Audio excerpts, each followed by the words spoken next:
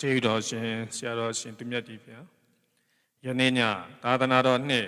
2568နှစ်ကောဇာတက္ကရာ1385ခုနှစ်တော်တနင်္လာပြည်ကျော်10ရက်2023ခုနှစ်အောက်တိုဘာလ9ရက်တနင်္လာနေ့ညဓမ္မဒါနကုသိုလ်ရှင်များဖြစ်ကြသော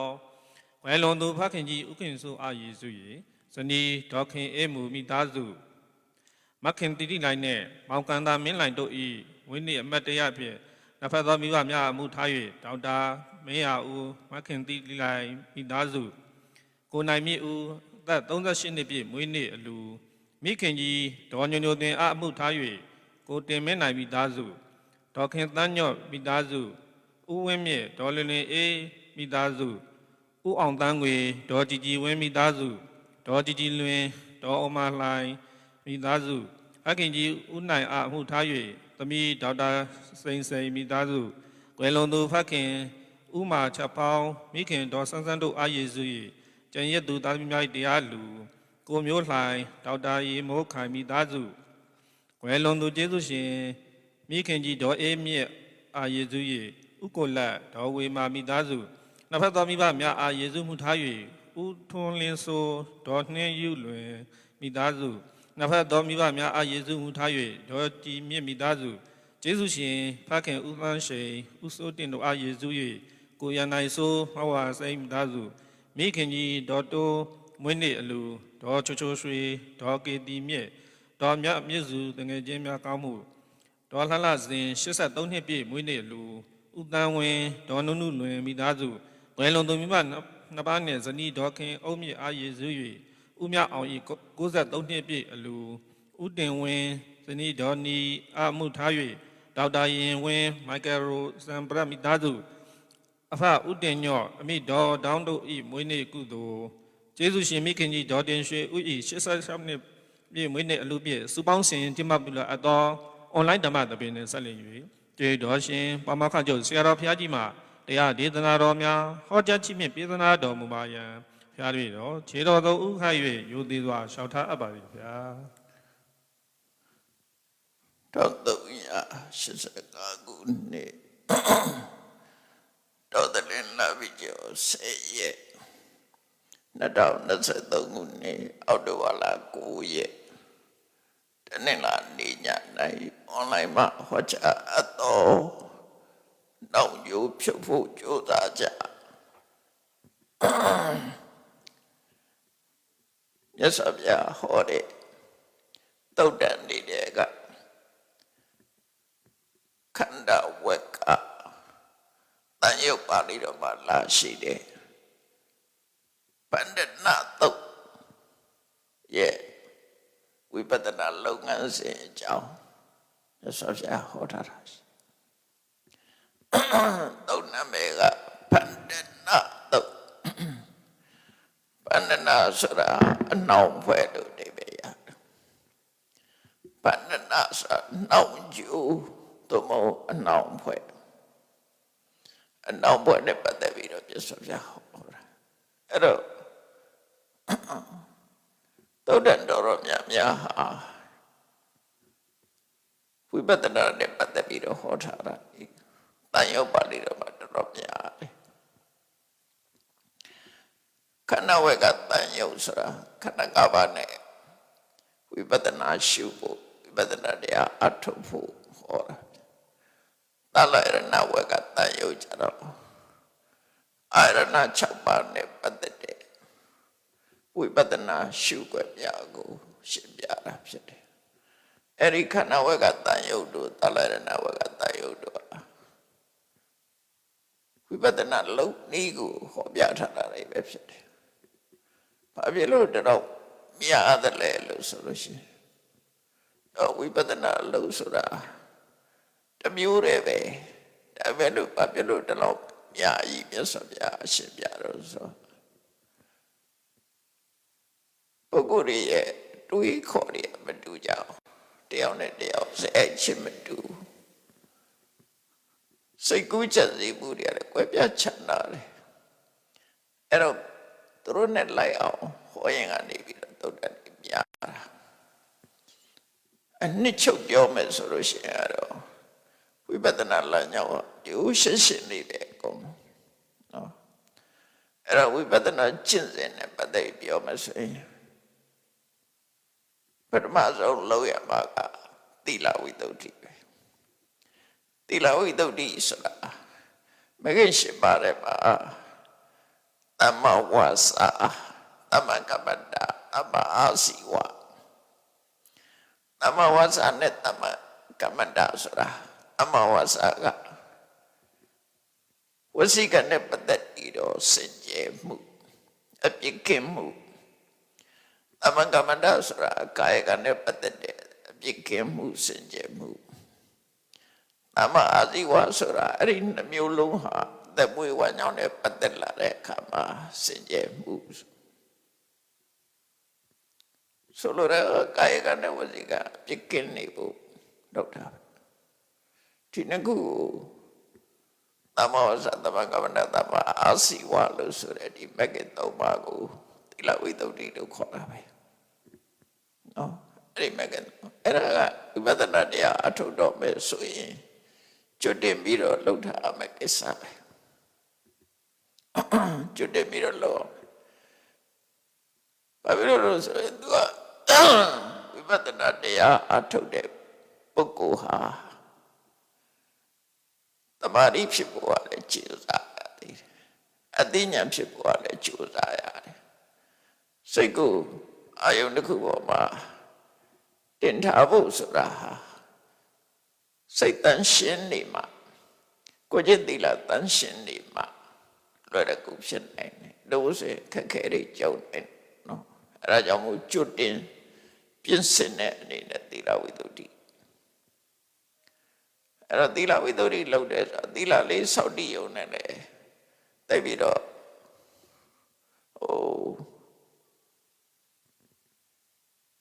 အယောင်တောက်မှာမဟုတ်ဘူးဆိုလိုတာကသီလတော့စောင့်တည်ဖို့စောင့်တည်ပြီးတဲ့အခါမှာစဉ်းစားဖို့လိုသေးတယ်ကိုသီလဘလောက်စင်ကြယ်သွားတယ်ခုချိန်ကနေစပြီးငါမဟုတ်တာမလုပ်တော့ဘူးသီလစောင့်တည်လိုက်တဲ့အချိန်ကငါမှာကာယကံဝစီကနေစင်ကြယ်နေတယ်ဆိုပြီးတော့တွေးတော်ပြီးစိတ်ထဲမှာဝန္တာကြည်နူးမှုတိဆောက်တဲ့သီလခံယူစောင့်တည်ပြီးတော့ဝန္တာကြည်နူးမှုဆိုတာလေးကိုရှေ့ကနေပြီးတော့ထားအောက်လို့ဆိုသီလဝိတ္တုက happiness or innocence အပြစ်ကင်းခြင်းကြောင့်ရရှိလာတဲ့ပြောစိတ်ချမ်းသာမှုဆိုလိုတာအပြစ်ကင်းခြင်းကြောင့်ဖြစ်ပေါ်လာတဲ့စိတ်ချမ်းသာမှုကိုပေးတာသီလကဖြစ်တယ်ပါဠိလိုအနဝိဇ္ဇဒုက္ခအပြစ်ကင်းတဲ့စိတ်ချမ်းသာမှုအဲ့ဒါဟာဘနောကံဖြစ်တဲ့ဝိပဿနာလုပ်ကိုလုပ်တဲ့အခါမှာပို့ပြီးတော့အရေးကြီးတာပေါ့ကိုလောကစိတ်နဲ့ပတ်သက်တဲ့လုပ်တွေလို့စိတ်ဆိုတာတတိတို့သဘာဝတို့ပညာတို့ဟာစိတ်နဲ့ပတ်သက်တာဟောဒါကြောင့်မို့ happiness or innocence ဟာအများကြီးထောက်ကူဖြစ်တယ်ဒါကြောင့်မို့သီလဝိတ္တုသီလစောင့်တည်လိုက်တယ်စောင့်တည်ရှေ့ပိုင်းကကိုမဟုတ်တာတွေလှုပ်ထားတာရှိတယ်ဆိုရင်ပြန်မတွေ့နဲ့တော့ဒီကနေ့ပဒနာရစပြီးတော့ငါမဟုတ်တာလှုပ်တာမရှိဘူးလို့ဝန်တန်နိုင်အောင်ကိုကျင့်နာအားရအောင်ပီတိဖြစ်လာအောင်နှလုံးသွင်းထားတဲ့နဲ့ပေါ့အဲ့ဒါမှပို့ပြီးတော့ထောက်ကူဖြစ်နိုင်တယ်သီလစောင့်တည်လိုက်ရင်ပဲသီလစောင့်တည်ပြီးတဲ့နောက်ကိုမကျူးလွန်သေးသမျှသီလရှိတဲ့ပုဂ္ဂိုလ်ဖြစ်တယ်ပေါ့နော်စောင့်တည်လိုက်တဲ့အဲ့တော့သီလဝိတ္တုကဓမ္မတော့ပြီးတဲ့အခါမှာသီလဝိတ္တုဆိုတာကာယကအပြစ်ကင်းမှုဝစီကအပြစ်ကင်းမှုစကြမှုဆိုလို့အဲ့တော့ကာယကနဲ့ဝစီကနှစ်ခုတည်းအပြစ်ကင်းရုံနဲ့တရားထုတ်လို့အစဉ်သင်းဖြစ်ပြီလားဆိုမဖြစ်ဘူးစိတ်ပိုင်းဆိုင်ရာတည်ငြိမ်မှုကလည်းရည်ချီပြန်တယ်နော်စိတ်ချမ်းသာပြီးတဲ့နောက်မှာစိတ်တည်ငြိမ်မှုရဖို့ရအတွက်စိတ်တဝိတ္တုဆိုတာရှိတယ်စိတ်တဝိတ္တုဆိုတာတခြားပြောတာပေါ့တမာတိကိုပဲပြောတယ်အဲ့ဒီတမာတိလုပ်တဲ့အခါမှာ ဘယ်တိုင်းတာအထိလောက်ရမလဲစိတ်ဓာတ်ဝိသုဒ္ဓိဆိုတာဘယ်လောက်တိုင်းတာအထိတတ်နိုင်ရင်တော့စိတ်ဓာတ်ဝိသုဒ္ဓိဖြစ်ဖို့အတွက်ကစံရသည့်အထိအောင်အပ္ပဒသဘာတိလို့ခေါ်တဲ့စံအဆင့်ရောက်အောင်ထူထောင်ရမှာဖြစ်တယ်ပေါ့အဲ့ဒါလို့မတတ်နိုင်ဘူးဆိုရင်တစ်ဆင့်လျှော့စံနာကတ်သွားတဲ့ဥပ္ပစာရသဘာတိတော့ထိအောင်တော့ရအောင်လုပ်ရမယ်အဲ့ဒါလို့မှအသိပညာဆိုတာဖြစ်လာနိုင်တယ်ပေါ့စိတ်စင်ကြယ်အောင်စိတ်စင်ကြယ်မှုဆိုတာစိတ်တည်ငြိမ်မှုကိုပြောတာကိုယ်စိတ်ထဲမှာအပြစ်မကင်းမှုလို့ခံစားရလို့ရှိရင်စိတ်တည်ငြိမ်မှုကရမှာမဟုတ်ဘူးစိတ်ချမ်းသာမှုမရှိရင်စိတ်တည်ငြိမ်မှုကမလာဒုက္ခိနောစိတ်တံတပါတိယတိစိတ်ချမ်းသာနေမှတပါတိဆိုလွယ်တယ်စိတ်ထဲမှာအနှောက်အယှက်တွေရှိနေလို့ရှိရင်တပါတိကမရနိုင်အဲ့တော့တတ်နိုင်ရင်အပ္ပနာတပါတိတို့အပ္ပနာတပါတိရအောင်လုပ်ရင်တော့သမထယာတိကခေါ်တာပေါ့ပို့ပြီးတော့ထိရောက်တယ်အဲ့ဒီတော့မတတ်နိုင်ဘူးဆိုရင်အပ္ပနာတပါတိကကတ်သွားတယ်အိမ်ဥပ္ပစာကြောင့်ဥပ္ပစာဆိုတာလို့အပ္ပနာတပါတိရဲ့ဥပ္ပစာအနိကတ်သွားတာအိမ်ရဲ့အနီးကိုအိမ်ဥပ္ပစာခေါ်တာပဲကျောင်းရဲ့အနီးကိုကျောင်းဥပ္ပစာခေါ်တာပေါ့အဲ့ဒါလို့အပ္ပနာတပါတိနာကတ်သွားတဲ့တပါတိမျိုးရအောင်အဲ့ဒါကိုဥပ္ပစာရတပါတိလို့ခေါ်တယ်အဲ့ဒါရအောင်လို့အဲ့ဒါမရလို့ရှိရင်တော့အနည်းဆုံးမဖြစ်မနေလို့ရမှာခဏိကတပါတိခဏိကတပါတိဆိုတာစိတ်ချမ်းသာမှုပေါ်မှာအခြေခံပြီးတော့ဖြစ်လာတဲ့အခိုက်လေးကမ္မထာအာယုန်နဲ့ဆုံလိုက်တဲ့အချိန်လေးတွေမှာဆုံခိုက်ခဏလေးတွေမှာစိတ်တည်ငြိမ်သွားတဲ့တပါတိကိုခဏိကတပါတိလို့ခေါ်တယ်ဆိုလိုတာကတော့ဝိပဿနာတပါတိလို့ပြောတယ်နော်ခဏိကတပါတိဆိုတာခဏယုတ်တာတပါတိအဲ့ဒီခဏိကတပါတိမှာမရှိဘူးဆိုလို့ရှိရင်ဝိပဿနာလို့အထောက်လို့မရဘူးအဲ့တော့စိတ်ဓာတ်ဝိသုဒ္ဓိကိုစာပေကျမ်းကနေကတော့ဥပ္ပစာရပနာဝတေနနော်ဥစ္စာရတပါတိအပ္ပနာတပါတိဝတေနစိတ်ဓာတ်ဝိသုဒ္ဓိနာမဒီနှစ်ခုကိုပဲအဓိကထားပြောတာခဏိကတပါတိဆိုတာကိုထည့်မပြောပြီပဲလို့တပါတိကဝိပဿနာဖြစ်ဖို့အတွက်ကသမာဓိမထူတော်မဲနဲ့ဝိပဿနာလုပ်လို့မရဘူးဆိုတဲ့စကားအရာစာပေကျမ်းကနေမှာ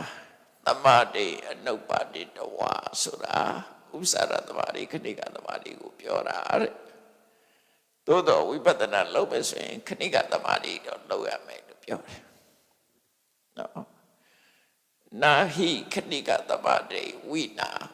ဝိပဿနာသမ္ပဝတ္တိခဏိကသမာဓိမပါပဲဝိပဿနာမဖြစ်ဘူးလို့ပြောတယ်ဒါအဆိုးရိုးစကားလေးမှတ်ထားမှာစာပေကျမ်းကမှာအဲ့လိုဆိုပြုထားလေးရှိတယ်နာဟိခဏိကသမာဓိဝိတာဝိပဿနာသမ္ပဝတ္တိဆိုလိုတဲ့အိဗယ်ကခဏိကသမာဓိမပါပဲဝိပဿနာမဖြစ်ဘူးလို့ပြောတယ်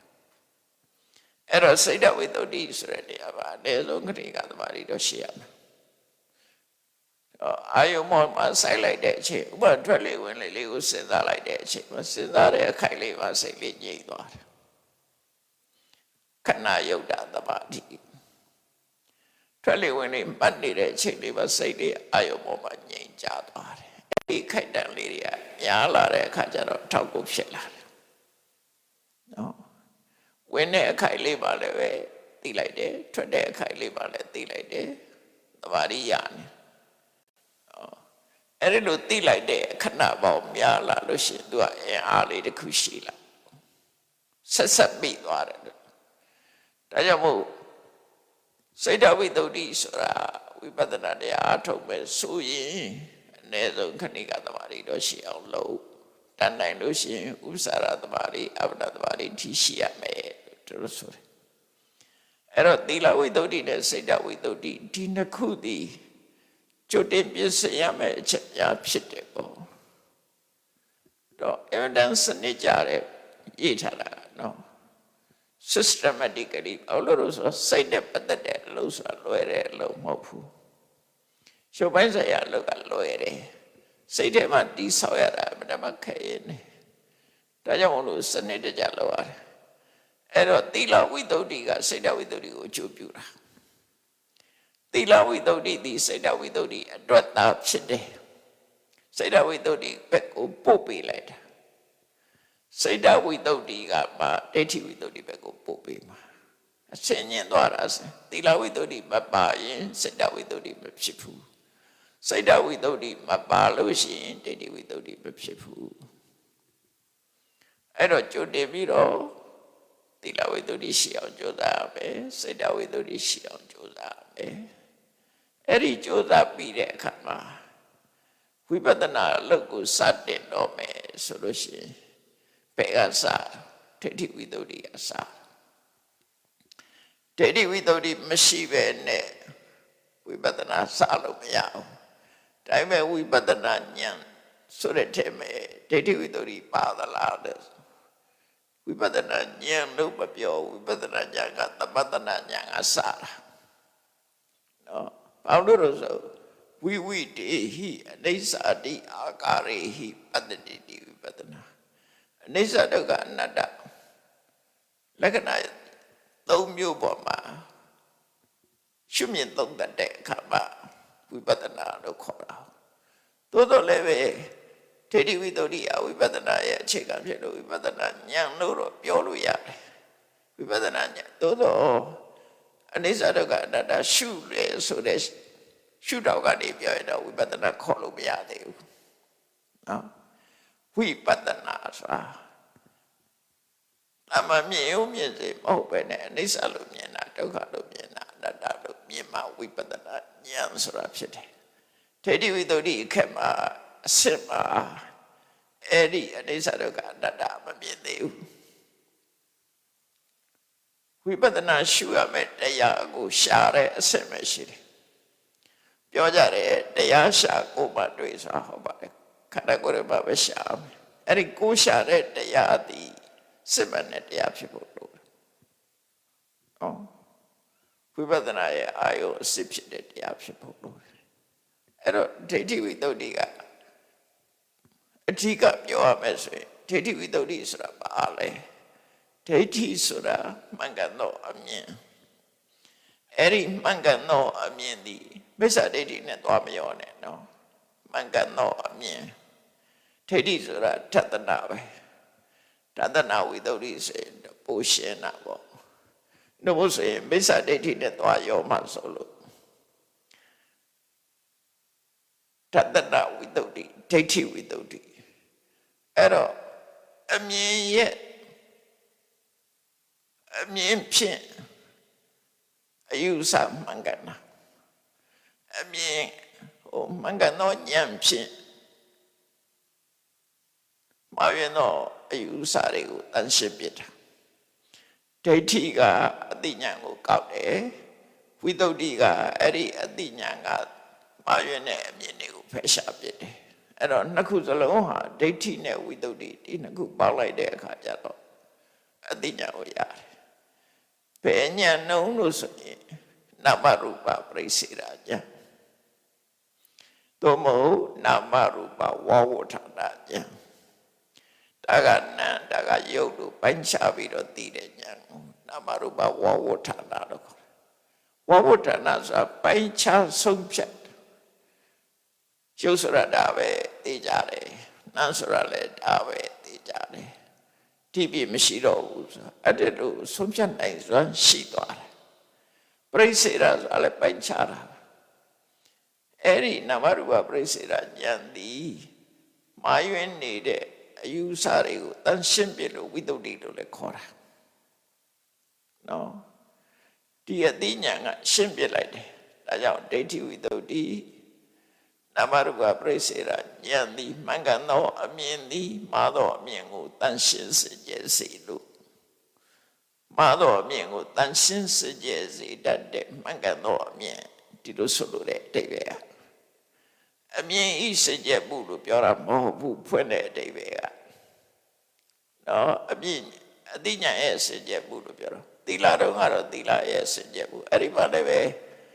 သီလသည်ကာယကဝစီကတို့ကျွလွန်နေတဲ့ထုံးသီလရအညစ်အကြေးကိုစင်ကြယ်စေတယ်အလွယ်တကူတော့ပြောတာသီလရဲ့စင်ကြယ်မှုလို့ပြောလိုက်တာအတိအကျစာပေကျမ်းကဖွင့်တဲ့အတိုင်းပြောလို့ရှိရင်သီလသည်နော်သီလကျုပ်ပေါက်တဲ့အပြစ်တွေကိုတန်ရှင်းစေကြစေတော့ကြောင့်ဝိသုဒ္ဓိစိတ်ကလည်းပဲရောက်ရခတ်နေတဲ့ဥဒိစ္စစားတဲ့စိတ်ပြတ်မဲ့မှုတွေကိုစေကြစေတော့ကြောင့်စိတ်တဝိသုဒ္ဓိလို့ခေါ်တာအခုလည်းဒိဋ္ဌိဝိသုဒ္ဓိဆိုတာအသိဉာဏ်သည်မာရင်တော့အတွေ့အခေါ်တွေကိုတန်းစစ်ပြတယ်အဲ့တော့မာရင်တော့အမြင်ကိုတန်းစစ်ပြနိုင်တဲ့နာယုတ်ကိုပိုင်းခြားသိတဲ့ဉာဏ်သိဒိဋ္ဌိဝိသုဒ္ဓိလို့ပြောတာဒီစကားလုံးနှလုံးကဒိဋ္ဌိဝိသုဒ္ဓိဆိုတာနမရူပပရိစ္ဆေရဉာဏ်ကိုပဲခေါ်တယ်အဲ့ဒါအရေးကြီးတယ်အင်္ဂလိပ်လိုပြန်တော့ purification of view ဆိုတာမထီရောက်ဘူးတကယ်ကြတော့စာပေကျမ်းကဆိုတဲ့အဓိပ္ပာယ်မဟုတ်ဘူးအဲ့ဒါအပေါ်ရပြန်ထားတဲ့အဓိပ္ပာယ်ဖြစ်နေတယ်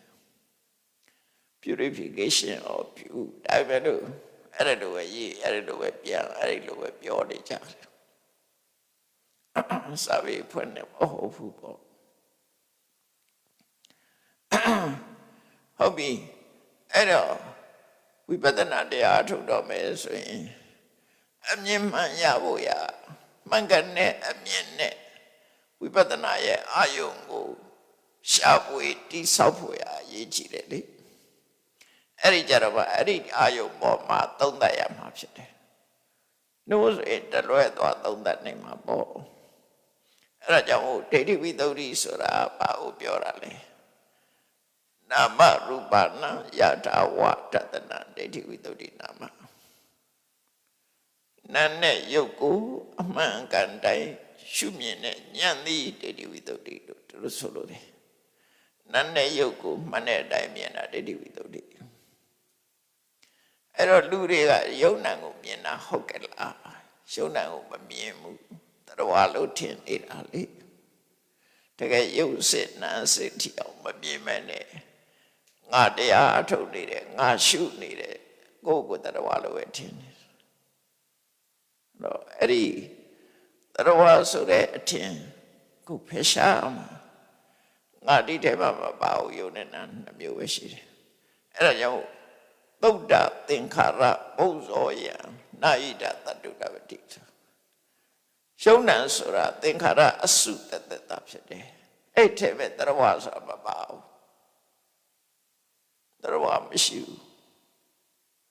စက္ကရိယာလေးတစ်ခုကစက်ရုပ်ဆိုပါဆိုရိုဘောဆိုတဲ့စက်ရုပ်ကအသက်သွင်းထားတယ်လမ်းလျှောက်တယ်ခိုင်းတာလုပ်တယ်နော်စကားပြောတယ်နှုတ်ဆက်တယ်အဲ့ဒါပေါ့အဲ့ဒါကိုကြည့်လိုက်လို့ရှိရင်ဘသူကခိုင်းနေတာလဲဘသူကလုပ်နေတာလဲဆိုမဟုတ်ဘူးစက္ကရိယာတွေအကုန်ပေါင်းစပ်ပြီးတော့လုပ်နေတာတခုတည်းမဟုတ်ဘူးပေါင်းလိုက်တဲ့အခါကျတော့ energy ဆိုတဲ့စွမ်းအင်တစ်ခုဖြစ်လာတယ်အဲ့စွမ်းအင်ကလုပ်နေတာအဲ့တခုစီခွဲလိုက်တာနဲ့တပြိုင်နက်ရပ်သွားတယ်ခုခေတ်တော့ပြောစရာတွေထင်ရှားပါတယ် talking clock စကားပြောတဲ့နာယီအချိန်ကိုပြောပြနေတယ်ဘယ်နှနာယီပါဆိုတာအချိန်ပြောတယ်ဘယ်သူကပြောနေတယ်အကြောင်းနဲ့အကျိုးကိုက်အောင်စက္ကရိယာတွေတက်ဆင်ထားတဲ့ဟာကနေပြောနေတာဒီထဲမှာလူမရှိဘူးအဲ့လိုဆိုလို့တရားဆိုတာမရှိဘူးအကြောင်းနဲ့အကျိုးပေါင်းစပ်လိုက်လို့ဖြစ်သွားတာနောက်တစ်ခေတ်ကျတော့AI နိပညာဆိုတာလာလိမ့်အခုလည်းလာနေပေါ့နော်အဲ့ဒီ AI ဆိုတာပေါ်လာရင်တရားမဟုတ်ဘူးဆိုတာပို့ထင်ရှားလာနော် AI နိပညာရအမျိုး artificial intelligence ဆိုတာ artificial intelligence အဲ့ဒါဘာလို့ဆိုအကြောင်းနဲ့အကျိုးပဲရှိတယ်ကာသွားရလဲအကြောင်းနဲ့အကျိုးပဲလေ အဲ့ဒီအကြောင်းဆိုတဲ့ပဲ driver ပါပါတယ်ကားအင်ဂျင်ပါတယ်ကားဘော်ဒီပါတယ်ဘိန်းတွေပါတယ်ဘက်ထရီပါတယ်စသရစကရိယာအလုံးပါတယ်အဲ့ဒီနောက်မှာ driver ပါတယ်အဲ့ဒီအကြောင်းတွေပေါင်းစပ်လိုက်တဲ့အခါကားလမ်းပေါ်ပြေးတယ်ကိုသွားခြင်းနဲ့စီရောက်သွားတယ်အဲ့ဒီမဲ့လူပါလားတတဝါဆိုတာရှိလားမရှိဘူးအကြောင်းနဲ့အကျိုးပဲရှိတယ်အဲ့ဒါလို့အချိန်ချင်းထပ်ထပ်စဉ်းစားဘုန်းကြီးတို့တွေစကားပြောတယ်ရှိတယ်ငိုတယ်အလုပ်တွေလုပ်ကြတယ်ဘသူတွေကလုပ်နေတာလဲဆိုတာကိုတည်တည်ချာချာစဉ်းစားကြည့်လိုက်လို့ရှိရင်အဲ့ဒီပဲလှုပ်ပေးနေတဲ့ပုဂ္ဂိုလ်ရှိလားမရှိဘူးကာရကလှုပ်ပေးနေတဲ့ပုဂ္ဂိုလ်ရှိလားမရှိဘူးဝေဒကရရှိလာတဲ့အကျိုးစိတ်ခံစားနေတဲ့ပုဂ္ဂိုလ်ရှိတယ်မရှိဘူးတာမီအုပ်ချုပ်နေတဲ့ပုဂ္ဂိုလ်စီမံနေတဲ့မန်နေဂျာရှိလားမရှိဘူးဒီမှာအကြောင်းနဲ့အကျိုးပဲရှိတယ်အကြောင်းနဲ့အကျိုးပဲရှိတယ်အကြောင်းအကျိုးဒီပြန်လာဆက်သွယ်ပြီးတော့နေတဲ့သဘောအဲ့ဒါကြောင့်မလို့ဝိပဿနာတရားထုတ်တော့မယ်ဆိုရင်အကြောင်းနဲ့အကျိုးဒီတစ်ခုပဲယုံနေတာနှစ်မျိုးပဲရှိတယ်ယုံနာနှစ်ခုဒီပေါင်းစပ်ပြီးတော့ပြန်လာဆက်သွယ်ပြီးအကြောင်းအကျိုးပြုပြီးလှုပ်ရှားနေတာအဖြစ်တယ်အကြမ်းမြင်ပြောမယ်ဆိုရင်စိတ်ကစကားပြောခြင်းနဲ့ယုတ်ကပြောစိတ်ကလမ်းလျှောက်ခြင်းနဲ့ယုတ်ကလျှောက်ပြီးစိတ်ကသူ့အတူမလုံးနဲ့အဲ့တော့စိတ်နဲ့ယုံနဲ့ပေါင်းပြီးလုပ်တယ်လို့ပြောတာဘာထူးလဲကားမောင်းတာလဲ driver နဲ့ကားနဲ့ပေါင်းလိုက်တာပဲလေနော်အခုခေတ်ကျတော့မောင်းသူပဲဆိုပြီးတခါလာနေပြန်ပြီ driver မပါတဲ့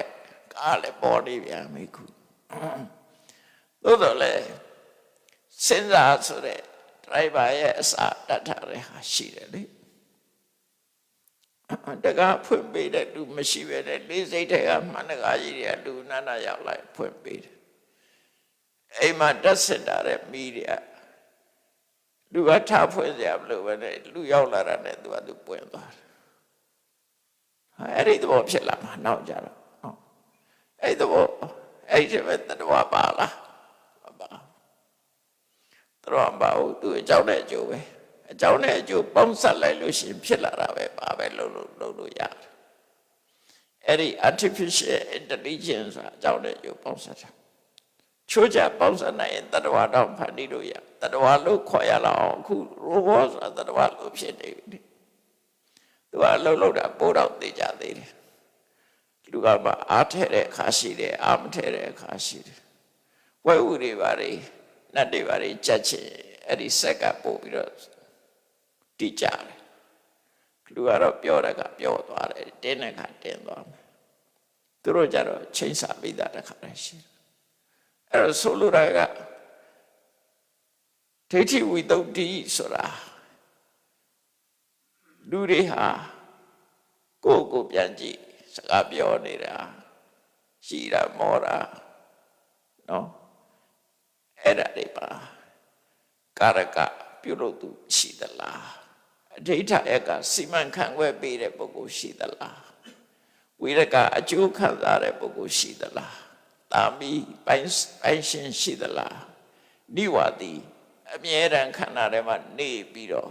အိမ်ရှင်ဆိုတာရှိသလားမရှိဘူးအကြောင်းနဲ့အကျိုးပဲရှိတယ်ဒီအကြောင်းကြောင့်ဒီအကျိုးဖြစ်တာဒါပဲရှိတယ်သူကလှုပ်ပေးနေတာအကုန်လုံးအကြမ်းမြင်ပြောရင်စိတ်နဲ့ရုပ်ပေါင်းစပ်သွားတာပေါင်းစပ်လို့ energy တစ်ခုဖြစ်လာတယ်အဲ့ဒီ energy ကနေလှုပ်သွားတယ်သူဆိုလို့လည်းပေါ့နော်အဲ့ဒါကိုသိကြလောက်အောင်စဉ္ဉ္သုံးသက်လို့ဖြစ်ပေါ်လာတဲ့အသိဉာဏ်ကိုဒိဋ္ဌိဝိသုဒ္ဓိလို့ခေါ်တယ်အဲ့ဒီဒိဋ္ဌိဝိသုဒ္ဓိရဖို့အတွက်ကြိုးစားရမှာဖြစ်တယ်အဲ့ဒါမကြိုးစားပဲနဲ့အနိစ္စဒုက္ခအနတ္တသွားရှုလို့ပါဟုတ်သွားရှုပါလေနော်ဒါကိုအရင်မြင်အောင်လုပ်ရမယ်လို့ပြောတယ်အဲ့ဒါကြောင့်မို့ဒီနေ့ဟောမဲ့တုတ်ကနှောင်ကြိုးဖြတ်ဖို့ကြိုးစားကြနှောင်ကြိုးဖြုတ်ဖို့ကြိုးစားကြဆိုပဏ္ဏတာတုတ်အဲ့တော့နှောင်ကြိုးကပဲဟာလေနှောင်ကြိုးကပဲဟာလေခန္ဓာ၅ပါးနဲ့ပတ်သက်ပြီးတော့မြတ်စွာဘုရားဟောထားတာ သုတ်တန်ရဲ့အနှစ်ချုပ်ကလေးကိုပြောပြဒီဒိဋ္ဌိဝိသုဒ္ဓိကိုဥစားပေးထားတဲ့သဘောပဲဒါနော်ရှုံးနမတပါစိမံခန့်ခွဲသူတခြားတရဝဆိုမရှိဘူးငါမရှိဘူး तू မရှိဘူးငါမရှိရင် तू လည်းမရှိဘူးနော်ဘယ်သူမှမရှိဘူးလို့ဆိုလို့တယ်ပြုလို့ तू ဘယ်သူမှမရှိဘူးအကြောင်းနဲ့အကျိုးပဲရှိတယ်အကြောင်းဖြစ်တာကိုပြုလို့ तू လို့ခေါ်တာအကျိုးပေါ်တာကိုခံစားသူလို့ခေါ်တာအဲ့တော့ယုံနဲ့နာနှစ်ခုပေါက်ဆက်လို့ဖြစ်နေတာအဲ့ဒီလိုမသိအောင်မသိတာကဘာကြောင့်မသိတာလဲလို့ဆိုအဝိဇ္ဇာကလွှမ်းမိုးထားတယ်အဝိဇ္ဇာကလွှမ်းမိုးထားလို့ဒီလိုသိအောင်ပြောပြပေးမယ်ပုဂ္ဂိုလ်မရှိဘူးမြတ်စွာဘုရားမပွင့်ဘူးမြတ်စွာဘုရားစီကရှုံးနံနှစ်ခုသာရှိတယ်တရဝဆိုတာမရှိဘူးဆိုတဲ့စကားကိုမကြားဘူးမကြားဘူးတော့တရဝလိုပဲထင်တယ်အဲ့ဒါကိုအတုတဝါပုထုဇဉ်တော်တရားဓမ္မနဲ့ပတ်သက်ပြီးတုတ္တကြားဘူးနာဝါမရှိဘူးသိယူထားတာမရှိဘူးဆိုလိုတဲ့သုဒ္ဓသင်္ခါရပုံဇောယံဟောဒီခန္ဓာကိုယ်ကြီးဟာသင်္ခါရအစုတက်တက်ပြတာဖြစ်တယ်နာယိတတတုလဗ္ဗတိဒီခန္ဓာကိုယ်ရဲ့ဘာတရဝဆိုတာမရှိဘူးဆိုတဲ့သွတ်တဲ့ချက်ကိုမသိဘူးမကြားဘူးအဲ့ဒီမကြားဘူးတဲ့ပုဂ္ဂိုလ်ကဘာတွေထင်လာတယ်အဲ့ဒါဩထိတုတ်တမှာဟောတာနော်ရှုံးနဲ့ပတ်သက်လာလို့ရှိရင် तू စဉ်းစားတာ၄ချက် तू တွေးတာ၄ချက်ဖြစ်လာတယ်ရူပံအတ္တတောသဗ္ဗနုပတ္တိရှုပ်ကိုပဲကိုယ့်ကိုငါလို့ပဲထင်လိုက်တယ်ငါဆိုတာရုပ်ပဲရုပ်ဆိုတာလည်းငါပဲရှုံးနဲ့ငါတူတူပဲရှုပ်ကိုငါလို့ခေါ်တယ်တော့ဘုံရုပ်ကိုတတ္တဝလို့ခေါ်တယ်ရုပ်ကိုပဲစီမံသူလို့ခေါ်တယ်ဟောအဲ့ဒါသဘောပြုအတ္တဆိုတာကိုလို့ပြောရင်ပရလို့ဆိုတာလည်းလာမှာပဲလေကိုရှင်သူရှိမှာပဲလေအဲ့တော့ကိုရည်ညွှန်းတဲ့အတ္တအဲ့တော့ဆိုလိုတာပိုးရှင်းအောင်လို့ပြောမယ်ဆိုရုပ်ကိုပဲတတ္တဝလို့ထင်တယ်ရုပ်ကိုတတ္တဝလို့ထင်တယ်တတ္တဝဆိုတာလည်းရုပ်ပဲရုပ်ကလည်းတတ္တဝပဲဒီနှစ်ခုအတူတူပဲလို့နောက်တကရူပဝန္တဝအတ္တနာဒီရုပ်ရှိတဲ့တရဝတွေအဲ့တော့ဆိုလိုတာကရုပ်ရှိတဲ့တရဝဆိုတာတရဝကတူရုပ်ကတစ်ခုနှစ်ခုဖြစ်သွားအဲ့ဒါကြတော့ရူပအတ္တတော့ကတော့ရုပ်တစ်ခုတည်းကိုပဲတရဝလို့ထင်လိုက်တာရုပ်နဲ့တရဝတူတူပဲနောက်ရုပ်ရှိတဲ့အတ္တလို့ဆိုတဲ့အခါကျတော့ပိုင်ရှင်ကတရဝသူပိုင်တဲ့ပစ္စည်းကရုပ်ဖြစ်သွားတယ်ရုပ်ကတရဝရဲ့ပိုင်တဲ့ပစ္စည်းဖြစ်သွားတယ်ထို့တူရဲ့နော်ရုပ်ကိုသိလို့ရှိရင်ဝိစိတ်ခံစားချက်နဲ့ငါနဲ့အတူတူပဲဆိုလို့ရှိရင်ငါသိစိတ်ခံစားရလဲငါပဲငါစိတ်ခံစားချက်ပဲဆိုရင်ဒီတစ်ခုအတူတူဖြစ်သွားတယ်စိတ်ခံစားတဲ့ငါဒီငါမှာစိတ်ခံစားချက်ရှိတယ်ဆိုငါကတရားစိတ်ခံစားချက်ရှိတာတစ်ခုစိတ်ခံစားချက်ကတစ်ခုနှစ်ခုဖြစ်သွားပြန်တင်ညာနဲ့ပတ်သက်လာလို့ရှိရင်ဒီလိုပဲတင်ညာနဲ့တရဝဆိုအတူတူပဲတရဝလည်းကိုတင်ညာလို့ခေါ်တယ်တင်ညာလည်းတရကြောအဲ့လိုမဟုတ်ပဲနဲ့တရဝမှာတင်ညာရှိတယ်ဆိုတဲ့ကတရဝတခြားတင်ညာတခြားဖြစ်သွားပြီနှစ်ခုဖြစ်သွားပြီနော်နှစ်ခုဖြစ်သွားတယ်ထို့တူပဲသင်္ခါရစီမံခန့်ခွဲတဲ့စိတ်ဆော်တဲ့လုံဆော်တယ်စီမံခန့်ခွဲမှုဒီပဲနဲ့တရဝပဲအဲ့ဒီတတ္တဝါဒီစီမံခန့်ခွဲမှုရှိတယ်ဆိုရင်တတ္တဝါကတခြားစီမံခန့်ခွဲမှုကတခြားနှစ်ခုဖြစ်သွားပြီအသိစိတ်နဲ့ပတ်သက်လာလို့ရှိရင်အသိစိတ်ဒီပဲနဲ့တတ္တဝါဒီပဲနဲ့အသိစိတ်တစ်ခုတည်းနောက်တစ်ခါဆက်စပ်တဲ့အခါမှာတတ္တဝါမှာအသိစိတ်ရှိတယ်ဆိုအသိစိတ်ကတစ်ခုတတ္တဝါတစ်ခုနှစ်ခုဖြစ်သွားတာအဲ့ဒါဆိုလို့ရင်ဒီဘက်ကတော့အတ္တနဲ့အတ္တတရား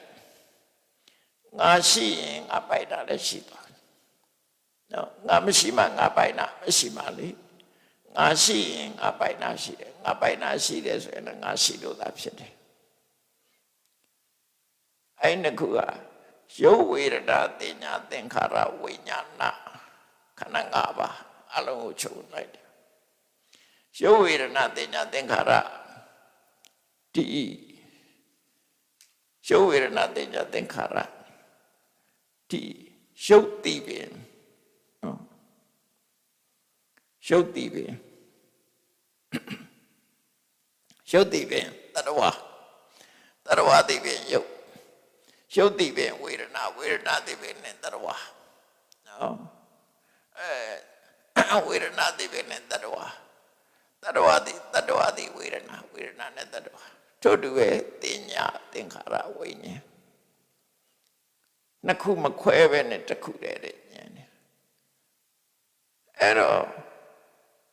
တရဝလို့ဆိုတာငါလို့ဆိုတာဘယ်သူကိုပြောနေတာလို့ဆိုရုပ်ဝေဒနာတင်ညာသင်္ခါရဝိညာဏဒီငါခုတည်းတစ်ခုခုပဲနောက်တစ်ခုတရဝမှာရုပ်ရှိတယ်စိတ်ခံစားချက်ရှိတယ်အမှတ်တင်ညာရှိတယ်စစ်စောအထုံမှုတွေရှိတယ်အသိစိတ်ရှိတယ်ဆိုတရဝကတခြားနော်ခုနကရုပ်စသည်ကတခြားဖြစ်သွားတယ်အဲ့ဒါကြတော့ဘာလို့ဆိုရင်တရဝရဲ့ခန္ဓာ၅ပါးသည်တရဝတွေပိုင်ဆိုင်တဲ့အရာဖြစ်သွားတယ်နော်ပထမကရုပ်ဝေဒနာတင်ညာသင်္ခါရ၅ခုတည်ပဲနဲ့တရဝ၅ခုတည်းတစ်ခုခုပေါ့နော်ဒါပေါင်းပြောလိုက်တာနော်ရုပ်ဝေဒနာတင်ညာသင်္ခါရဝိညာဏဆိုတဲ့ခန္ဓာ၅ပါးတည်ပဲနဲ့တရဝဆိုတာရုပ်ဝေဒနာတင်ညာသင်္ခါရဒါပဲအဲ့တော့ဆိုလိုတာကဓမ္မလို့မြင်တာမဟုတ်ဘူးတရဝအနေနဲ့မြင်တာကိုပြောနေတာကွာနော်နောက်တကဒီရုပ်ဝေဒနာတင်ညာသင်္ခါရဆိုတဲ့အရာတွေဒီတရဝရဲ့ပစ္စည်းဖြစ်တယ်ဒါဒုတိယအချက်အဲ့ဒါကိုပဲတခြားနေရာတွေမှာဆိုအတ္တအတ္တနိယအတ္တနဲ့အတ္တပိုင်ဆိုင်တဲ့အရာနှစ်ခုရှိတယ်နော်အတ္တအတ္တနိယငါဟာအဲ့လိုတခုပြောရင်ငါဟာသူနဲ့သူဟာတစုံတစ်ယောက်နဲ့တစုံတစ်ယောက်ရဲ့ဟာဒီနှစ်ချက်ကအဲ့ဒါကိုပြောတာနောက်တတိယအချက်နဲ့သရုပ်ထအချက်ကြတော့သွားပါတော့စေရုပ်ဆိုတာတရဝရဲ့တဏ္ဍမှာရှိနေတဲ့အရာဖြစ်တယ်ဥပမာပန်းရဲ့နံလေးပဲမှာရှိပန်းရဲ့မွေးကြိုင်တဲ့ပန်းပွင့်လေးရဲ့မွေးကြိုင်တဲ့အနံပန်းပွင့်ကတစ်ခုမွေးကြိုင်တဲ့အနံကတစ်ခုအဲ့ဒီမွေးကြိုင်တဲ့အနံလေးပဲမှာရှိတာတော့ဆိုပန်းပွင့်တဲ့မှာရှိတယ်ဒါတော့ကြံတွေးတာပေါ့နော်ပန်းပွင့်တဲ့မှာရှိတယ်တခါနော်အဲ့တော့စဉ်းစားတာသူကဘလို့စဉ်းစားလိုက်တော့တရဝမှာရုပ်ရှိတယ်ဆိုတဲ့အဓိပ္ပာယ်ဖြစ်တာခုနပိုင်ဆိုင်တဲ့အနေနဲ့ရှိတာအခုကတရဝရဲ့တဏ္ဍမှာရုပ်ကတည်ရှိနေတယ်ဆိုတဲ့အဓိပ္ပာယ်တည်ရမိရအနေနဲ့ပြောတာဒါလည်းနှစ်ခုဖြစ်သွားတယ်နောက်ဆုံးတစ်ခုကရူပသမိန်ဝအတ္တနာဆိုတရဝဆိုတာရုပ်ထဲမှာတရဝကရုပ်ကိုမိပြီးတော့ဖြစ်နေတာလို့ဆိုရုပ်ကတခြားတရဝတခြားဖြစ်လာတယ်ဒါလည်းအဲ့တော့ပေါင်းလိုက်တဲ့အခါကျတော့ဒါနာရှုပ်เสียတော့ကောင်းတယ်ရှင်းအောင်ပြောရမယ်ဆိုလို့ရှိရင်တော့နော်ရုပ်တိတရဝနော်ရုပ်တိတရဝရဲ့ပိုင်တဲ့ပစ္စည်းတရဝပိုင်ပစ္စည်းရုပ်တိနော်တရဝမှာရှိတဲ့အရာဖြစ်သည်ရုပ်တိတရဝရဲ့ဖြစ်ရဌာနဖြစ်သည်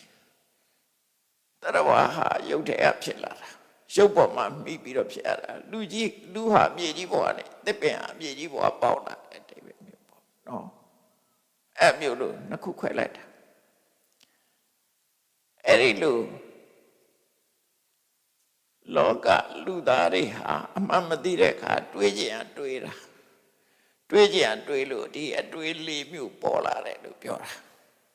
နော်ဒီအတွေးတွေကိုယ်တိုင်ကတော့တွေးကြမှာတွေးမှာပေါ့ဒါအလုံးခြုံပြီးတော့တွေးတတ်တာတွေကိုပြောတာအဓိကနှစ်ခုကတော့အားလုံးရှုပ်တိ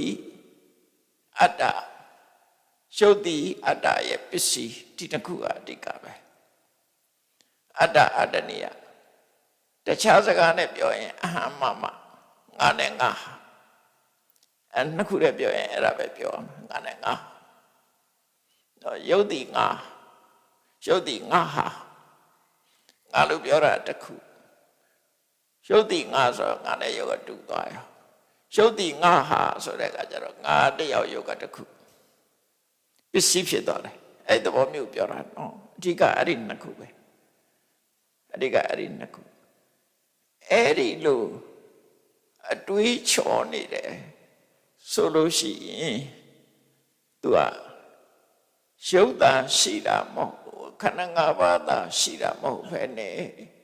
ခန္ဓာ၅ပါးနဲ့ပတ်သက်နေတဲ့အတ္တဆိုတဲ့သရဝါရှိနေတယ်ဆိုတဲ့အယူဆပေါ်လာတယ်ပေါ်လာသည့်အတွက်ကြောင့်အဲ့ဒီအယူဆကိုရှင်းပြမှရရှင်းပြရမှာအဲ့ဒါကိုရှင်းပြနိုင်ဖို့ရအတွက်မြတ်စွာဘုရားကဟောတယ်နာမရူပနာယထာဝတတနာဒိဋ္ဌိဝိသုဒ္ဓိနမတရဝဆိုတာမရှိဘူးယုံနဲ့နာနှစ်ခုသာဖြစ်တယ်လို့အမှန်တိုင်းမြင်အောင်ကြည့်ရမှာဖြစ်တယ်ဆိုပါစို့စကားပြောတယ်ပြောလိုက်လို့ရှိရင်ဟေးစကားဘယ်သူပြောတာတော့ငါပြောတာဆိုလို့ရှိရင်စကားပြောတယ်ဆိုတာပြောခြင်းနဲ့စိတ်ကပထမပြောခြင်းနဲ့စိတ်ကြောင့်အတန်ထွက်လာတာကဒုတိယကာယကံဝစီကံนี่အကုန်လုံးခန္ဓာကိုယ်ရဲ့ရုပ်ခန္ဓာတွေကဆက်ဆက်ပြီးတော့လှုပ်ရှားလာတာဒုတိယနော်အဲ့တော့ပြောခြင်းနဲ့စိတ်ကအတန်ကိုရုပ်ကိုဖြစ်စေတယ်ကိုယ်လည်းလှုပ်ရှားမှုဖြစ်စေဆိုပါစို့အာနဲ့ရှာကိုလှုပ်ရှားစေတယ်ပြောခြင်းနဲ့စိတ်ကြောင့်ပြောမဲ့ပစ္စည်းကိုလှုပ်စေတယ်ပေါ့အမှန်ပြောလိုက်မယ်ဆိုရင်ပြောခြင်းနဲ့စိတ်ကပထမပြောခြင်းနဲ့စိတ်ကြောင့်အကျော်တွေကကြွက်သားတွေကလှုပ်ရှားလာတယ်ပေါ့ခုခေတ်လိုပြောပါဆိုရင်ကြွက်သားတွေကလှုပ်ရှားလာတယ်အဲကြွက်သားတွေလှုပ်ရှားပြီးတော့ရိုက်ခတ်ပြီးအတန်ထွက်လာတဲ့တတိယကဲအဲ့ဒါကိုပြောခြင်းနဲ့စိတ်ကိုငါလို့တတဝလို့ပြောမလားလှုပ်ရှားလာတဲ့ကြွက်သားတွေကိုတတဝလို့ပြောမလားထွက်လာတဲ့အတန်ကိုတတဝလို့ပြောမလားသူကပြောစရာမရှိတော့နော်စိတ်ကအကြောင်းတရားလှုပ်ရှားလာတဲ့ကြွက်သားနဲ့ဖြစ်ပေါ်လာတဲ့အတန်ကအကျိုးတရားအကြောင်းနဲ့အကျိုးနှစ်ခုပေါ်တာပဲရှိတယ်ထိကြတဲ့မှာဘယ်သူကလှုပ်ခိုင်းလိုက်တာလဲမင်းပါဇက်ကကိုဒီလိုလှုပ်ရှားကဒီလိုထားလို့စီမံပေးတဲ့ပုဂ္ဂိုလ်ရှိလားကားမောင်းတာကြတော့သူရှိတယ်လေဒရိုင်ဘာရှိတယ်လေအဲ့ဒီဒရိုင်ဘာနေရာရှိသလားငါပြောတဲ့နေရာမှာနော်ဒရိုင်ပြောတဲ့နေရာမှာဒရိုင်ဘာရှိလားရှိဘူးမရှိဘူးနော်မေးကိုဘယ်သူကလှုပ်ခိုင်းတာဘယ်သူကကြိုင်ပြီးလှုပ်ပေးနေတော့မှန်တော့စိတ်ပဲစိတ်ကအကြောင်းတရားပဲစိတ်ကြောင့်ဖြစ်ပေါ်လာတဲ့ဝါယောဓာတ်ကနေကြွက်သားတွေလှုပ်လာပြီးတော့အသံဖြစ်အကြောင်းရုပ်ဆက်ပြီးတော့ဖြစ်လာတာသာရှိတယ်အဲ့ဒီမဲ့လှုပ်ဆောင်ပေးတဲ့လူတယောက်မှမရှိဘူးစီမံခန့်ခွဲပေးတယ်ဒီအလုံးကိုဒီလိုထွက်ဒီအလုံးကိုဒီလိုပြောဒီစကားကိုဒီလိုပြောစီမံခန့်ခွဲပေးတဲ့လူရှိလားမရှိဘူးအဲ့ဒါကိုသိအောင်အကျဉ်းချင်းထပ်ထပ်စဉ်းစားပြီးတော့ဟုတ်တယ်ရှုံးတဲ့နာနှမျိုးသာရှိတယ်လို့သိမှဒိဋ္ဌိဝိသုဒ္ဓိဖြစ်မှာတရဝဆိုတာပျောက်သွားပြီအဲ့ဒါသိပြီးတော့မှဝိပဿနာတရားရှေ့တက်ရမှာဖြစ်တယ်အဲ့တော့ဝိပဿနာဆိုအလိုလေးမဟုတ်ဘူးပေါ့နော်လူတွေတရားထုတ်တဲ့အခါကျတော့တမာတိတွေရတဲ့အခါတောင်းမြင်မြောက်မြင်မြင်တယ်လေရှင်နေပါအေးချမ်းသွားတယ်တို့ခန္ဓာကိုယ်ကြီးပျောက်သွားတယ်တို့အသိစိတ်တွေပျောက်သွားတယ်အိပ်ပျော်ရင်လည်းပျောက်သွားတယ်အဲ့ဒါကိုယ်ခန္ဓာကိုယ်ကြီးပျောက်သွားတာလည်းဖြစ်တတ်တယ်တမာတိကြောင့်ဖြစ်တာတွေတချို့ဟာတွေကတမာတိစိတ်ကြောင့် စိတ်ကိုထိန်းချုပ်လိုက်တဲ့အခါမှာဖြစ်လာတယ်အဲ့ဒါတွေကတရားမဟုတ်ဘူးအသိဉာဏ်လည်းမဟုတ်ဘူးအဲ့ဒါတွေကအခုပြောတဲ့အသိမပါဘူးလေအဲ့တော့စကားပြောရဲဆိုလို့ရှိရင်ကိုယ်ကစဉ်းစားရမှာဟုတ်ပြီစကားပြောပြီဆိုရင်စကားပြောတာဘယ်သူလဲရှာကြည့်ပြောခြင်းနဲ့စိတ်ကပထမပြောခြင်းနဲ့စိတ်ကြောင့်ဖြစ်လာတဲ့ဝါယောဓာတ်ကြောင့်ကြွက်သားတွေလှုပ်ရှားလာတာဒုတိယကိုပြောခြင်းနဲ့စကလုံးနဲ့အတန်ထွက်လာတာကတတိယအဲ့ဒါကိုပဲစကားပြောတယ်လို့ပြောတယ်ဒါအကြံမြင့်တလောက်တော့သင်ထားအဲ့ဒီမဲ့တရဝပါလားအပါလားတည်တံ့ရှိသေးလားဒီပြင်ပါရှိသေးလေအဲ့ဒါကိုသိကြအောင်ဆက်အဲ့ဒါကိုပြောတာနာမရူပနာယထာဝတတနာဒိဋ္ဌိဝိသုဒ္ဓိနာမတဲ့နာနဲ့ယုတ်ဒီနှစ်ခုဒီနှစ်ခုသာရှိတယ်တရဝဆိုတာမရှိဘူးစီမံပေးတဲ့ပုဂ္ဂိုလ်မရှိဘူးတဘာဝတရားတသက်မြတ်သင်္ခါရတရားတသက်မြတ်သာရှိတယ်လို့မြင်မှဒိဋ္ဌိဝိသုဒ္ဓိအဲ့တော့မရှာဘဲနဲ့တွေ့ပါမလားမတွေ့နိုင်ဘူးเนาะစဉ်းစားကြည့်လိုက်ခုပြောတဲ့အကြောင်းအရာတွေလမ်းလျှောက်တဲ့ဆိုရင်လည်းလမ်းလျှောက်ခြင်းနဲ့စိတ်ကပထမအဲ့ဒီစိတ်ကနေလှုံ့ဆော်လိုက်လို့ကြွက်သားတွေလှုပ်ရှားလာတယ်အဲ့ဒါကဒုတိယလမ်းလျှောက်မှုဖြစ်တာတတိယအကုန်လုံးချဲ့ပြီးတော့ကြည်လိုက်ပဲဆိုရင်ဒါအကြောင်းနဲ့အကျိုးယုံနဲ့နာနှစ်ခုမှလွဲဘာမှမရှိဘူးအဲ့ဒီလိုယုံနဲ့နှစ်မျိုးကလွဲပြီးတခြားဘာမှမရှိဘူးဆိုတဲ့အသိဉာဏ်ကမှဒိဋ္ဌိဝိသုဒ္ဓိ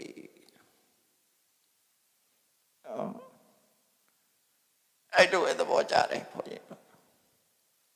စာပေနဲ့လည်းဒီတိုင်းပဲကြိုက်တယ်စာကဒီတိုင်းပဲဆိုထားတာတခြားနည်းတွေမဟုတ်ဘူးဒီတိုင်းပဲသိရမယ်အမြဲတမ်းသရဝဆိုတဲ့တတ္တတင်ညာဆိုပျောက်ကိုပျောက်ဒါကြောင့်မို့လို့အခုပြောတဲ့တက္ကာယဒိဋ္ဌိပဲဒါခန္ဓာ၅ပါးနဲ့ပတ်သက်လာတဲ့အယူဆကိုတက္ကာယဒိဋ္ဌိလို့ခေါ်တာကိုတက္ကာယဆိုတာခန္ဓာ၅ပါးဒိဋ္ဌိဆိုတာအမှားတဲ့အမြင်ခန္ဓာ၅ပါးနဲ့ပတ်သက်ပြီးခန္ဓာ၅ပါးလို့မယူဆပဲနဲ့တခြားအတွေ့အမြင်တွေမှားယွင်းနေတဲ့အမြင်ကိုတက္ကာယဒိဋ္ဌိခေါ်တာအဲ့ဒီတက္ကာယဒိဋ္ဌိကိုဘာနဲ့ဖြောက်ရမလဲတမာရီနဲ့ဖြောက်တာမဟုတ်ဘူးပညာနဲ့ဖြောက်တာဘယ်လိုဖြောက်တာတော့နာမရူပဝါဝဋ္ဌာနေနတက္ကာယဒိဋ္ဌိယဘာဟာနံနာမရူပဝါဝဋ္ဌာနေနနာနဲ့ယုတ်တာဟုပိုင်းခြားသိခြင်းအပြင်ခုနပြောတာစကားပြောသူရှိလားမရှိဘူးစိတ်ကစကားပြောခြင်းတယ်သူ့ရဲ့လုံဆောင်မှုကြောင့်ကြွက်သားတွေလှုပ်ရှားတယ်ပြီးတော့မှအတန်ယုတ်တွေထွက်လာတယ်ဒါပဲရှိတယ်နော်အဲ့ဒီလိုရှာရမယ်စားရဘသူလဲသွားရဘသူလဲစကားပြောရဘသူလဲကိုးရဘသူလဲရည်ရဘသူလဲခန္ဓာကိုယ်ရဲ့လှုပ်ရှားမှုတွေကိုလိုက်ရှာကြည့်လိုက်လို့ရှိရင်ရှုပ်မှတပါနာမှတပါမရှိဘူးဒါအကျမ်းမြင့်သိအောင်ပြောပြတာနော်အဲ့ဒါပဲရုပ်ကိုသိလို့ရှိရင်လည်းနာမ်ကိုရှာရမယ်နာမ်ကိုသိလို့ရှိရင်လည်းရုပ်ကိုရှာအောင်ရှာပြီးယုံနာမှတပါတခြားမရှိဘူးလို့သိတာကမှတက္ကဒိဋ္ဌိကိုပယ်နိုင်တယ်တက္ကဒိဋ္ဌိဆိုတာခန္ဓာ၅ပါးနဲ့ပတ်သက်တဲ့အယူဆ20ရှိတယ်ခုနလိုနော်ရုပ်တိအတ္တရုပ်ဟာအတ္တပိုင်တဲ့ပစ္စည်းဖြစ်တယ်ရုပ်ဟာအတ္တမှာရှိတဲ့အရာဖြစ်တယ်ရုပ်ဟာအတ္တရဲ့ဖြစ်ရဖြစ်တယ်တည်ရှိရဖြစ်တယ်ဆိုတဲ့အဲ့ဒီမာယွင်နေတဲ့အတ္တနဲ့ပတ်သက်တဲ့အချက်၄ချက်ထို့တူရဲ့ဝေဒနာနဲ့ပတ်သက်လာရင်အချက်၄ချက်တင်ညာနဲ့ပတ်သက်တာအချက်၄ချက်သင်္ခါရနဲ့ပတ်သက်တာအချက်၄ချက်ဝိညာဏနဲ့ပတ်သက်တာအချက်၄ချက်ခန္ဓာ၅ပါးတစ်ခုတစ်ခုက၄မျိုးသောရှုထောင့်ကနေအမှားတွေဖြစ်နေတယ်အဲ့ဒီရှုထောင့်၄မျိုးနဲ့ခန္ဓာ၅ပါး၄၅၄20အဲ့ဒါကိုတက္ကဒိဋ္ဌိ20လို့ပြောတာနော်တက္ကဒိဋ္ဌိ20ဆိုတာလို့ပြောတာအဲ့ဒီတက္ကယဒိဋ္ဌိ20က ဝိပဿနာဝိပဿနာရှုတဲ့ပုဂ္ဂိုလ်တွေသည်ဘယ်သူနဲ့ပယ်တာတော့ဆိုအခုပြောတဲ့ဒိဋ္ဌိဝိတ္တုလို့ခေါ်တဲ့နာမရူပပရိစ္ဆေဒဉာဏ်သို့မဟုတ်သင်္ခါရပရိစ္ဆေဒဉာဏ်သို့မဟုတ်နာမရူပဝဝဋ္ဌာဏဉာဏ်အဲ့ဒီဉာဏ်ဖြစ်လို့ရှိရင်တက္ကဒိဋ္ဌိပယ်တယ်ပယ်တာဟာတတဲ့ငါအနေနဲ့ပယ်တာသမုစေတာကျတော့သောတပတိမနဲ့မှာပယ်မှာအကျွင်းမဲ့ပယ်တာကျတော့ဒီဉာဏ်ဖြစ်လို့ရှိရင်အဲ့ဒါမဖြစ်တော့မဖြစ်တာကိုပယ်တယ်လို့ခေါ်တယ်သို့တော့ဖြစ်နိုင်ကြည်တော့ကြံရစ်တယ်မဖြစ်တော့မဖြစ်ဘူးဖြစ်နိုင်ကြည်ကိုတော့မပယ်သေးဘူးဖြစ်နိုင်ကြည်ပါရှင်းပြတာကျတော့မဲ့နဲ့မှာရှင်းပြမယ်ဆိုပါစို့ဥပမာပဲတပည့်တပည့်ကိုခုတ်လဲလိုက်တယ်အဲ့ရရှင်းသွားပြီတပည့်ကြီးမရှိတော့ဟုတ်ပြီတပည့်ကြီးမရှိတော့ဒါပေမဲ့အောက်မှာအမြင့်ရှိတယ်နော်အချိန်မြေပေါက်လာနိုင်တယ်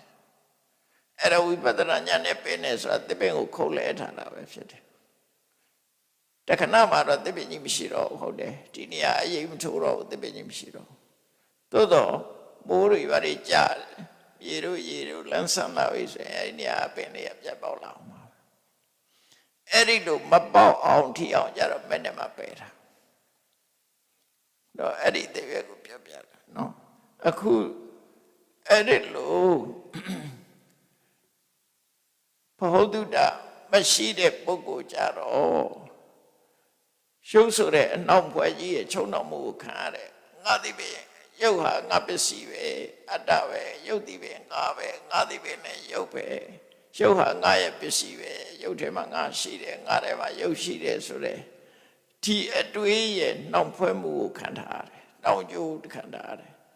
အတွင်းရောအပြင်မောနှောင့်ကြိုးခံထားရတော့အတ္တိရတ္တတိတန်တရားကိုလည်းမမြင်အဲ့ဒီပုဂ္ဂိုလ်ဟာတန်တရားကိုလည်းမမြင်ဘူးအပါရထတိနိဗ္ဗာန်ကိုလည်းမမြင်ဘူးဘာလို့ဆိုရုပ်ကိုငါလို့ပဲထင်ထားတာတက္ကရာဒိဋ္ဌိနဲ့ရှိနေတဲ့ပုဂ္ဂိုလ်တယောက်ဒီအတ္တိရတ္တိတန်တရားကြောင့်လည်းမသိဘူးအပါရတတိနိဗ္ဗာန်ဆိုတဲ့တစ်ဖက်ကံကိုလည်းမမြင်ဘူးဘတ်တော်စီယတိချုံနှောင်ခံလည်းရဲ့တဖြည်းဖြည်းအိုးလာတယ်ဘတ်တော်မိယတိချုံနှောင်ခံလည်းရဲ့သိရတယ်ဘတ်တော်အတ္တမလောကပရလောကကိစ္စတိကျွတ်တန်လန်းနဲ့ဒီဘဝကနေဟိုဘဝရောက်သွားတယ်သိသွားရင်ကျွတ်တန်လန်းနဲ့ဒီဘဝကနေဟိုဘဝသွားတာသူရင်ထဲမှာကနှောင်ရိုးရတန်လန်းကြီးဖြစ်နေအဲ့ဒီနှောင်ရိုးဖြုတ်ပါလို့ဆိုတာတက္ကဒိဋ္ဌိပဲဖို့ကြိုးစားတယ်အဲ့ဒီအပြင်ကိုဖြောင်းရုပ်ဟာငါမဟုတ်ဘူးငါလည်းရုပ်မဟုတ်ဘူးရုပ်တည်တရဝမဟုတ်ဘူးကရုပ်ဟာရုပ်တည်တာဖြစ်တယ်ဝေဒနာလည်းတရဝမဟုတ်ဘူးတရဝရဲ့ပစ္စည်းလည်းမဟုတ်ဘူးတရဝထဲမှာရှိတာလည်းမဟုတ်ဘူးနော်တရဝရဲ့တရားဌာနလည်းမဟုတ်ဘူးဆိုပြီးတော့အဲ့ဒီလိုအမြင်ကိုမှန်အောင်ပြန်လုပ်လိုက်လို့ရှိရင်နှောင်ရိုးတွေပြည့်သွားတယ်အဲ့တော့နှောင်ရိုးဖြုတ်တယ်ဆိုတာဒီနေရာမှာတခဏနှောင်ရိုးဖြုတ်တာကနာယုတ်ကိုပိုင်းခြားသိတဲ့နာမရူပပရိစ္ဆေဒဉာဏ်နဲ့နှောင်ရိုးကိုဖြုတ်လိုက်တာနာမရူပပရိစ္ဆေဒဉာဏ်သည်အဲ့ဒီတက္ကရာဆိုတဲ့နှောင်တက္ကရာဒိဋ္ဌိဆိုတဲ့နှောင်ရိုးကျိုး20ကိုဖြုတ်လိုက်သို့တော့သောတပတိမေယမအပြည့်ပြိုင်ပြုတ်မှာဖြစ်တယ်အခုတော့တခဏတော့ကျိုးတွေဖြေလျှော့ပလိုက်မရှိတော့နော်အဲ့ဒါကိုဒီသုတ္တန်ကဟောတာနော်ဒီသုတ္တန်ကဟောတာအဲ့တော့တက္ကရာဒိဋ္ဌိကိုငြိမ်ဝတ်သွားအောင်မလုံထားနိုင်ရင်သို့မဟုတ်သောတပန်မဖြစ်သေးရင်နောက်ကျိုးမပြုတ်သေးဘူးသောတပန်မဖြစ်သေးတဲ့ပုဂ္ဂိုလ်ဒီနောက်ကျိုးမပြုတ်သေးဘူးဒါကြောင့်နောက်ကျိုးပြုတ်ဖို့ကြိုးစားပါဆိုတာအနည်းဆုံးတက္ကရာဒိဋ္ဌိပယ်တဲ့သောတပန်ဖြစ်မှနောက်ကျိုးပြုတ်မယ်ဒီအခြေအနေကိုဒီသုတ္တန်ကဟောတာဖြစ်တယ်သောတပန်မဖြစ်ပဲသိလို့ရှိရင်ကျိုးတန်လန်းနဲ့သိတာပဲကျိုးတန်လန်းနဲ့ဒီဘဝကနေဟိုဘဝသွားတာသောတပန်ဖြစ်သွားလို့ရှိရင်သိတော့သိတယ်သို့တော့ကျိုးမပါဘူးချီနှောင်းထားတာမပါဘူးတော့အဲ့လိုဆိုလို့ရပေါ့နော်တက္ကရာဒိဋ္ဌိဆိုတဲ့နှောင်ကြိုးကိုအဓိကထားပြီးတော့ဒီသုတ္တမှာဟောတာဖြစ်တယ်ဒါကြောင့်တရားချက်ကသူတော်စင်ပြိဿပေါ့နော်ပြ မြတ်စွာဘုရားရဲ့ဗန္ဒနာတုတ်အနှစ်ချုပ်မှာနောင်ကျိုးဖြုတ်ဖို့ကြိုးစားကြဆိုတဲ့အဆုံးအမဩဝါဒကိုမှတ်သားပြီးတော့ခန္ဓာ၅ပါးဒီခန္ဓာ၅ပါးမြတ်တာဖြစ်တဲ့တရားမဟုတ်ဘူးဆိုတာကိုသိကြလောက်အောင်ကျင့်ကြံထထဉာဏ်ဖြင့်စဉ်းစားဆင်ခြင်ကတက္ကရာဒိဋ္ဌိဟူသောအမှားအတွေးကိုဖယ်ရှားနိုင်အောင်ကြိုးစားအထောက်နိုင်ကြပါစေကုန်သတည်း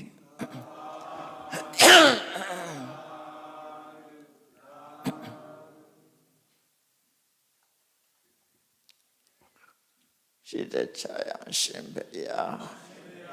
ဘုရားတပည့်တော်တို့သည်ဓမ္မအတိညာရရှိမှသာလျှင်နိဗ္ဗာန်ချမ်းသာကိုမျက်မှောက်ပြုနိုင်ပါသောကြောင့်ဓမ္မအတိညာရရှိစေရန်ရှိတန်ရလျက်ဓမ္မတပင်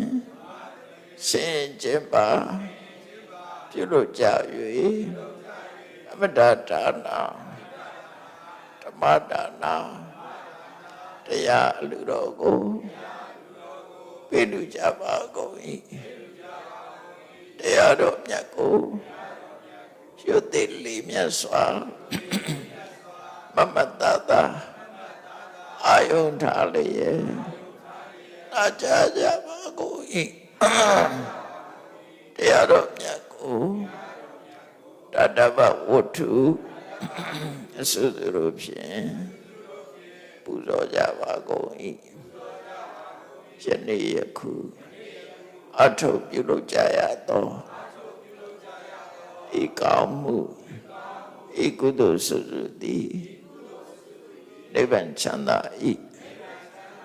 အကြောင်းထောက်ပံ့ဖြစ်ပါစေတည်းဤကောင်းမှုဤ